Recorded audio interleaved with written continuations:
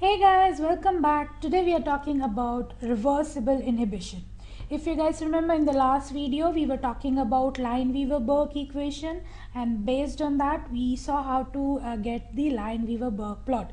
Now the purpose of getting Lineweaver Burk plot is to calculate the Vmax and the Km values, and also we can see what's happening with these values under different types of reversible inhibition. We have spoke about it in the last video. So today we are going to see what all different types of reversible inhibitions are there and what are their effect on this Vmax and Km value. Right? When we talk about any type of inhibition, our concentration is on two values, Vmax and Km. So what we see is sometimes Vmax increases or decreases, or maybe there is no change. Similarly, either Km increases or decreases, or there is no change. So our focus is always on Vmax and Km value, how they are affected following any type of reversible inhibition. Now one thing that I have noticed is generally students struggle with how to remember this Vmax and Km value for every different type of inhibition, whether it is increasing, decreasing, which one is going up or down, how difference in the equation, because if you have seen, the equation changes for every type of inhibition, and of course if equation is changed, the plot also changes. So today in this video what I'm going to do is I am going to show you how you can derive equation for every type of reversible inhibition. And also, if you know how you can derive the equation, you know what is the equation, you can definitely plot the graph, because once you know Vmax and Km, what is happening with those values, definitely you can shift the graph accordingly. And I'm sure after this video it will be very interesting and super easy for you to derive Lineweaver Burk equation and plot for every different type of reversible inhibition. So let's begin today's video. Reversible inhibition are of four types: competitive inhibition, uncompetitive inhibition, mixed inhibition, and non-competitive inhibition. Non-competitive inhibition is a category under mixed inhibition only, and we will see how and exactly what it is one by one. Now before I begin with all the types, one thing that we should clearly understand is when we talk about Vmax, now we spoke about it in the last video also, that Vmax is the maximum velocity which is achieved when all the enzymes in the system is saturated with the substrate. Alright, so now imagine that I have two tubes. Alright, in tube number 1 I might have 5 enzymes. Alright, and I do have substrate for that enzyme. In tube 2 I have same enzyme, they are 10 in number, and I do have substrate for that. In which of these two tubes the Vmax will be high? One point, as I said, Vmax is when the enzyme is saturated with the substrate. That gives me the maximum velocity. So if I increase the number of enzymes in my system, definitely the maximum velocity also will increase, because now I have more enzyme to bind with substrate, and the saturation takes place at a higher level. Right? I hope I'm clear. So when I change the number of enzyme in my system, it does affect my Vmax value. Logical enough to understand? So what I'm trying to say over here is Vmax is proportional to the total enzyme present in the system. Right?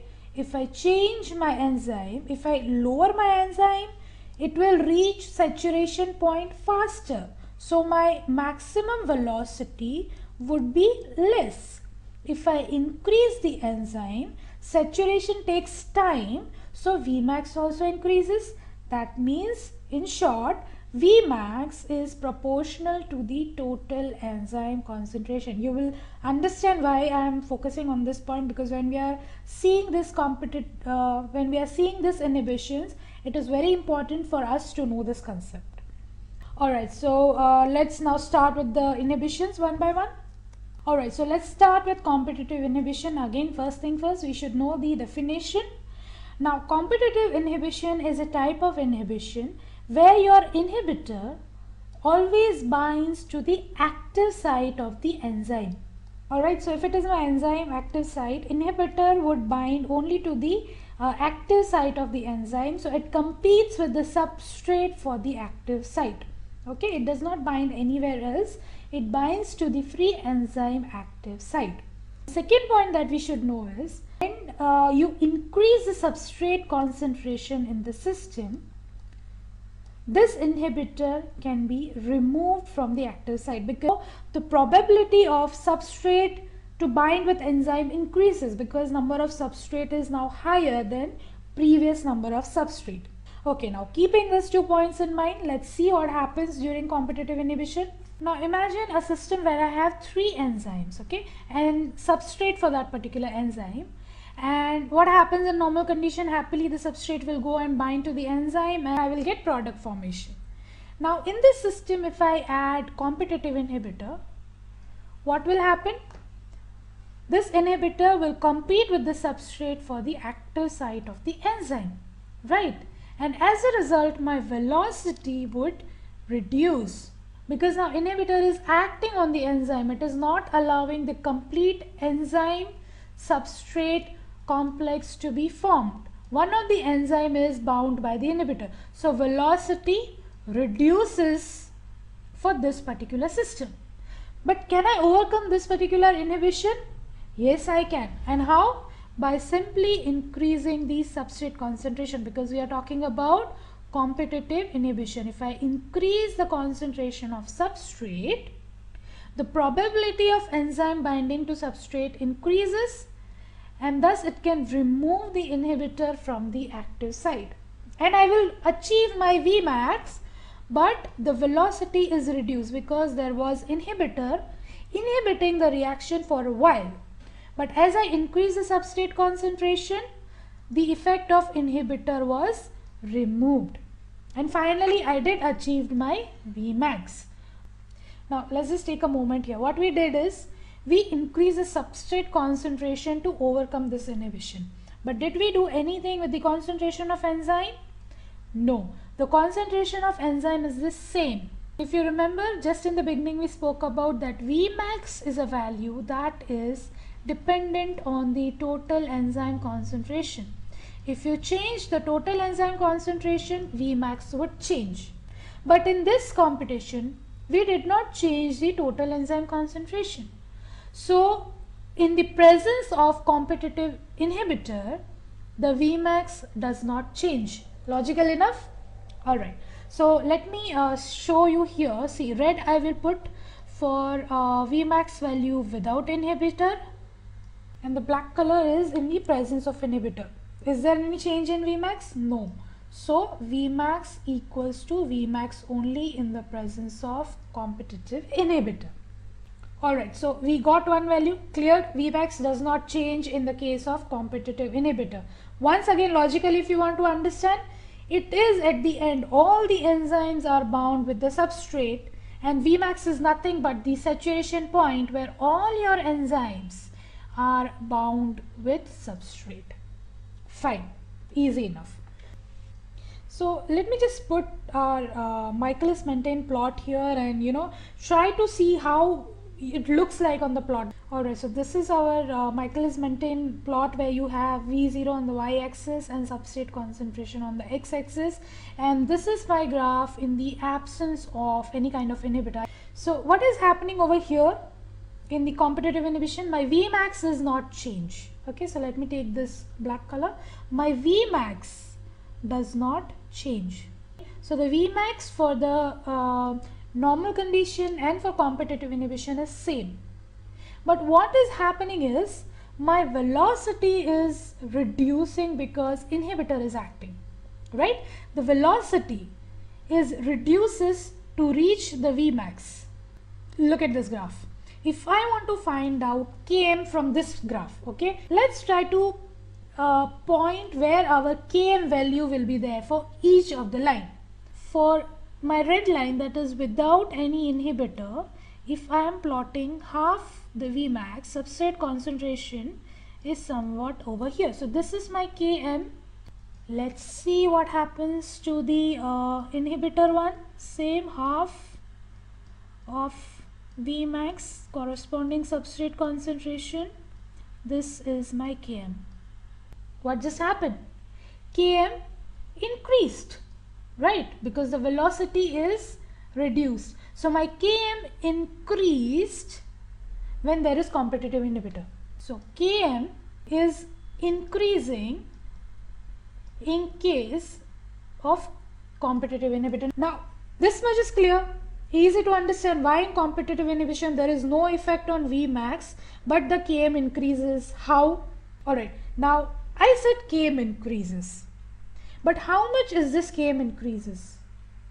This Km can increase maybe 2 times more Km than the old Km value, maybe 4 times more Km, maybe 6 times more Km. We don't know how much, but it is definitely increasing.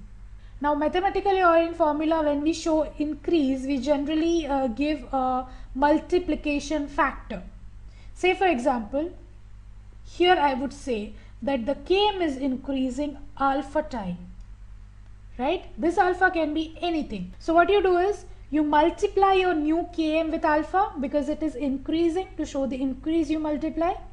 So I would say that my new Km now is alpha Km. So my Km is now alpha Km in the presence of competitive inhibitor.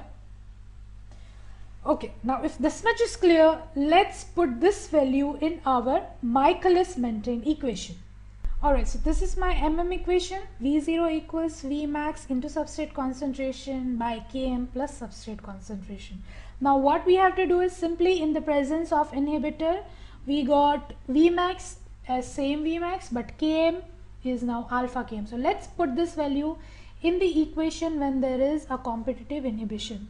Now V0 equals to Vmax, there is no change, so it will be as it is, divided by my Km has increased to alpha Km now, so I would have to put alpha Km over here plus substrate concentration. So see how my MM equation and how my MM plot is affected or changed when there was competitive inhibitor. Now based on this we can also see what happens to the Lineweaver Burk plot. Now let's put this in the form of Lineweaver Burk plot because that is what in the end we are looking for. This is what I have, 1 by V0 and 1 by substrate concentration when we talk about Lineweaver Burk plot. And what happens to my line? Let's see. Right, so the red color is in the absence of inhibitor, as I said. Alright, so this y-intercept is my Vmax, right? It is reciprocal, so remember guys, 1 by Vmax, and on x-axis we have minus 1 by Km. Alright, so what's happening is my Vmax, as we saw for competitive inhibition, is same. So the line will have the same intercept, right? Same y-intercept, but my Km is increased, right? Now look at this, this is a reciprocal graph. So if this is my point over here without inhibitor, when I say it is increasing, where would this point shift? It will shift towards 0 because it is increasing, right? If it is difficult to understand, let's look at it this way. My old Km was maybe 10, alright? The value of old Km without inhibitor was 10, but when I added inhibitor, Km is increasing alpha time. So maybe new Km is now 100. We are talking about this particular point here. So just put this value over here. For old Km it is minus 1 by Km, that is minus 1 by 10, that is minus 0.1. The new Km is 100. So again if I put it over here is minus 1 by 100, that is minus 0.01. So see, for new value it is shifting towards 0. Okay, just mathematically I'm showing you what we are doing is right, because this is a reciprocal graph and this is the negative value. So to avoid any kind of confusion, I'm just showing you mathematically if it is 10 and it has increased to 100, of course the value is now moving towards 0. So my new line in the presence of inhibitor would start somewhere near 0, maybe this is the point, but the y-intercept is same because Vmax has not changed, right? So this is now in the presence of inhibitor, this line. Now look at this. This line has shifted this side. That means the velocity is reduced, right? It's a reciprocal graph, guys. Remember, once again, if you want to see in terms of number to understand, the old velocity was 100, say for example, without inhibitor. So if you put it over here, it is 1 by V0. So 1 by 100 is 0.01.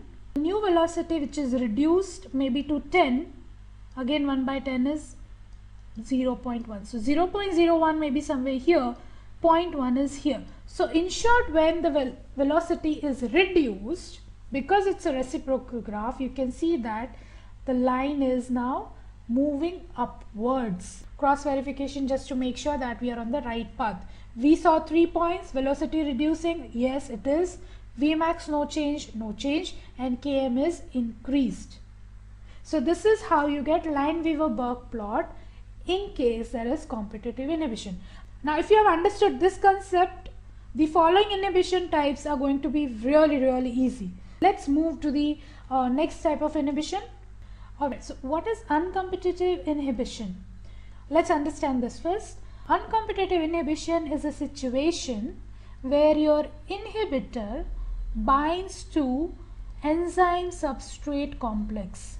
Okay, very important. It binds only to enzyme substrate complex and it inactivates your enzyme ability to convert this substrate into product. Okay, so this uncompetitive inhibitor is going to modify your enzyme in such a way that you will not get product formation.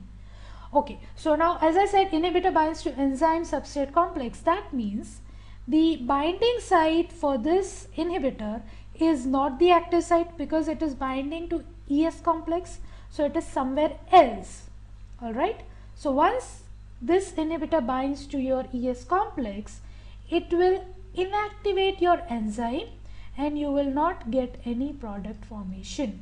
Let's again imagine that we have 3 enzymes and we have 3 substrate which is bound to our enzyme. Now I'm adding my uncompetitive inhibitor. What it does is it binds to ES complex. Alright, so this inhibitor is binding to my enzyme substrate complex over here. What is happening? It is going to modify it in such a way that this enzyme is now inactivated and it will not give me any product. Let's come to our values. Let's talk about Vmax first. We spoke about the relation between Vmax and ET, total enzyme concentration. If total enzyme concentration is affected, my Vmax is going to be affected. And here we can clearly see that in the presence of uncompetitive inhibitor, my total enzyme concentration is affected, isn't it? Because this enzyme is no more active. It cannot give me product.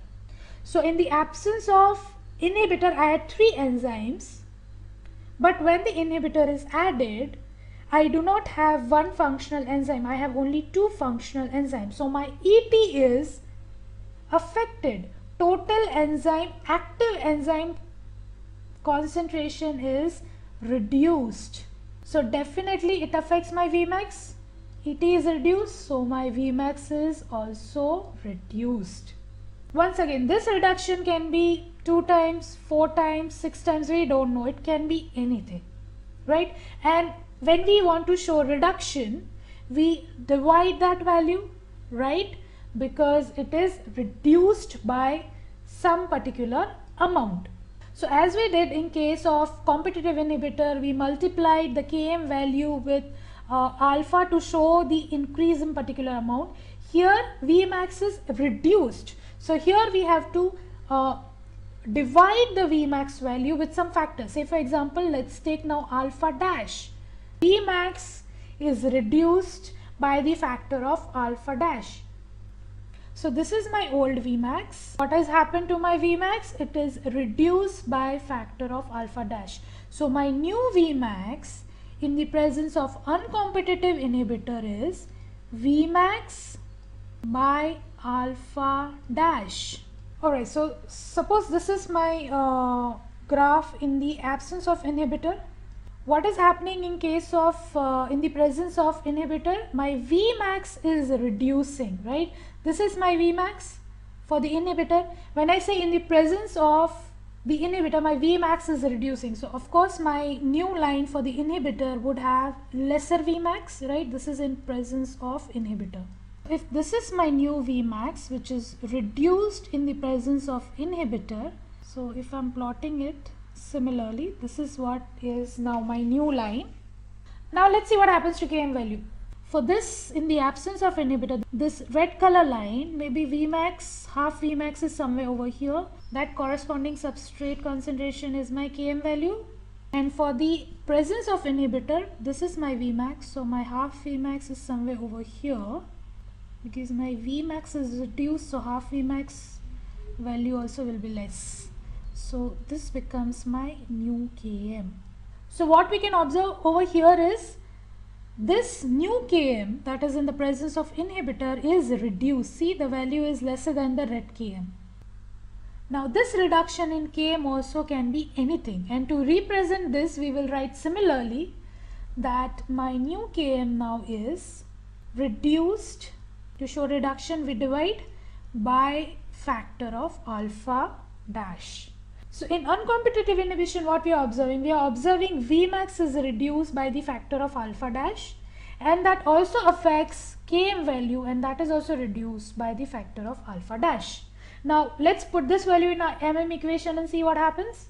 So what happens to this equation? My new equation is, I have got Vmax by alpha dash and Km by alpha dash. So I will put this value over here.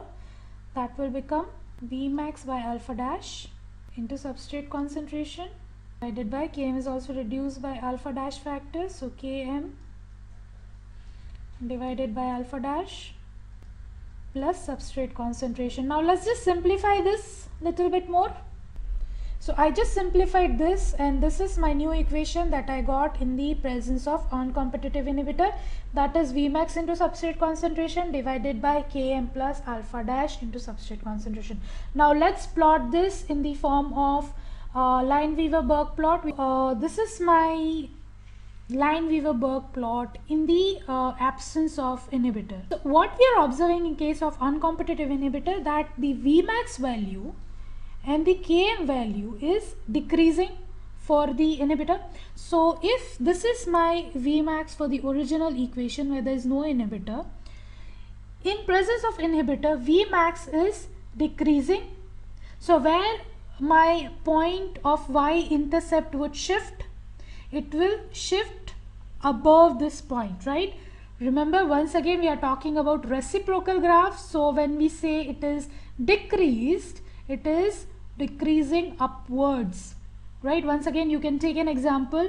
If it has decreased from 100 to 10, since it is 1 by Vmax, the y-intercept, calculate 1 by 100 and 1 by 10. You will see that the point shifts upwards, right? So Vmax is decreasing. So maybe somewhere over here I will show my y-intercept. And my Km is also decreasing. So decrease over here on the x-axis is towards the left side, right? So my Km, new Km may be starting somewhere over here at this particular point. If I draw my line in the presence of inhibitor, this is how I will get. So this is how it is, right? The Vmax has also decreased and my Km value has also decreased. So this is how my Lineweaver Burk plot looks like for uncompetitive inhibition. Alright, now time to move towards the next type of inhibition, that is mixed type of competitive inhibition.